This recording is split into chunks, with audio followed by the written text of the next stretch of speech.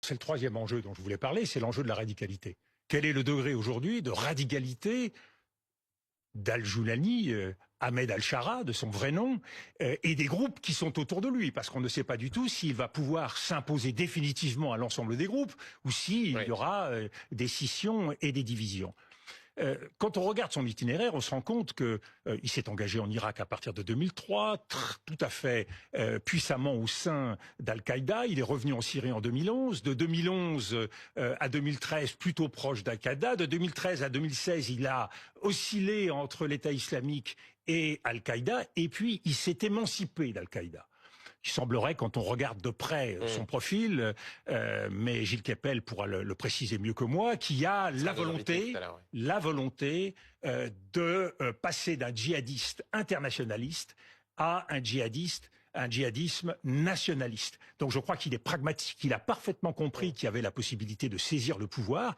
On n'est pas donc dans une logique aujourd'hui affichée de califat, comme on l'a pu l'être auparavant en Irak et en Syrie, mais cela montre bien, à supposer que cette évolution puisse être réelle, que le dialogue que je défendais donc pour accompagner éventuellement une initiative militaire, condition du succès d'une initiative militaire, est encore plus indispensable dès lors que les hommes peuvent changer. Donc vous voyez bien, le cœur de la diplomatie, c'est le dialogue, Monsieur Duhamel. Tout le reste, ce sont des postures idéologiques qui conduisent à, malheureusement, plus de violence. Toujours très intéressant, Dominique de Villepin, sur tous les sujets, que ce soit sur le sujet de la Palestine, que ce soit sur le sujet aujourd'hui de la Syrie, que ce soit, même si je suis moins d'accord avec lui sur le sujet de la Russie et l'Ukraine, mais ça veut pas dire que parce que je suis moins d'accord avec lui, il a pas raison, loin de là. Je trouve qu'il est toujours super intéressant à écouter. Il est, mais blindé de connaissances. Et nous, on ne se sert pas de Dominique de Villepin comme ministre des Affaires étrangères. Vous pouvez m'expliquer, il est où le problème de ce pays quand on a un homme politique comme Dominique de Villepin et qu'on le laisse sur la touche?